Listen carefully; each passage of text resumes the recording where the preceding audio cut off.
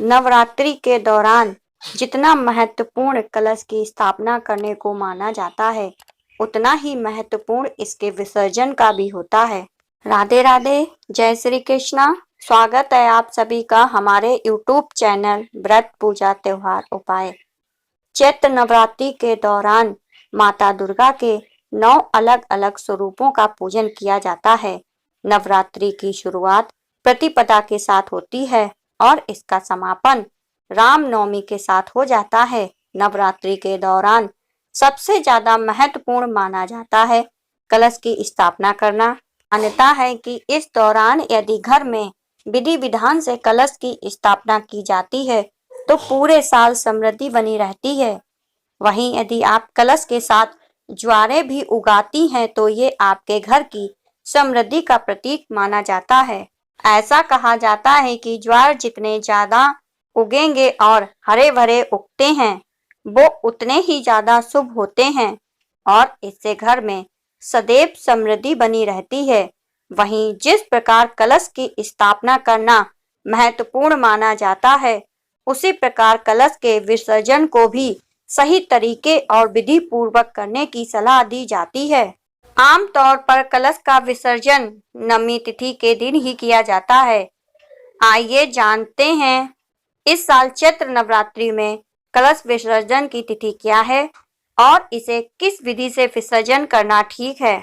चैत्र नवरात्रि के दौरान माता दुर्गा की मूर्ति या तस्वीर के साथ कलश की स्थापना भी की जाती है।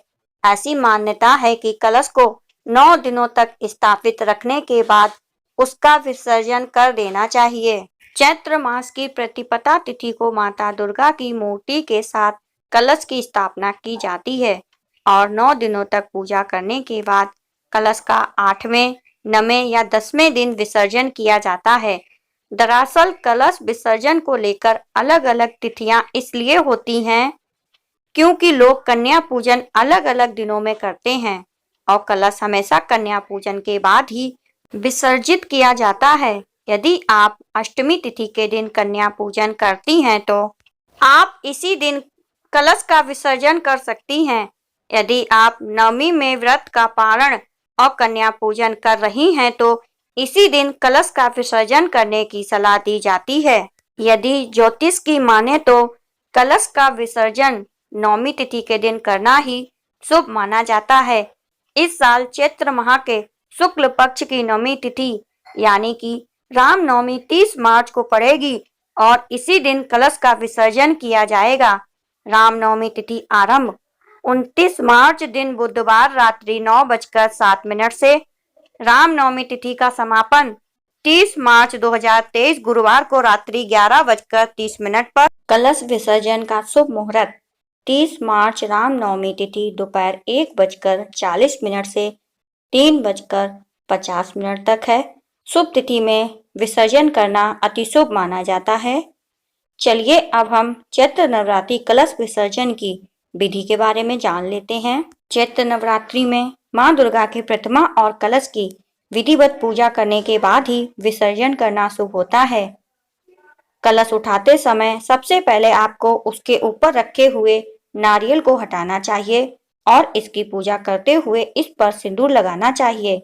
नारियल और चुनरी को उठाकर घर की किसी बुजुर्ग महिला के हाथ में ये दोनों चीजें रखें। इसके बाद कलश में रखे हुए आम के पत्तों को हटाएं और कलश के भीतर रखे जल को आम के पत्तों से घर के चारों ओर छिड़कें। इस जल को परिवार के सभी सदस्यों के ऊपर भी छिड़कें। जल सबसे पहले पूजा के स्थान में छिड़कें, फिर किचन में और अन्य स्थानों पर छिड़कें। ध्यान रखें कि कलश का जल आपको भूलकर भी बाथरूम वाले हिस्से में नहीं छिड़कना चाहिए।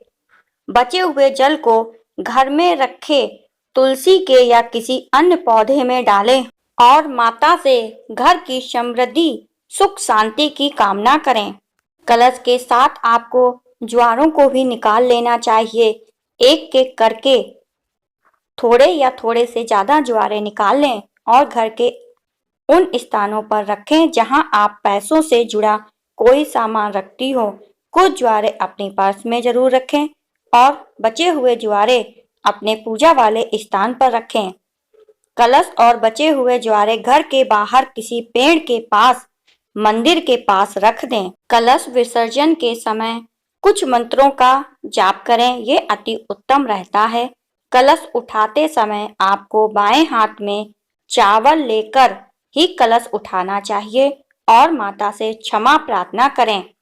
कलश उठाने से पहले आपको आवाहनम ना जनामि विसर्जनम पूजाम च जनामि क्षमस्व परमेश्वर मंत्रहीनम क्रियाहीनम भक्तिहीनम जनार्दन मंत्र का जाप करते हुए और ऐन हीन क्लीन चामुंडाय विच्चे बोलते हुए कलश उठा लेना चाहिए। यदि आप विधि विधान के साथ कलश स्थापना और इसका विसर्जन करेंगी तो आपके जीवन में सदैव समृद्धि बनी रहेगी।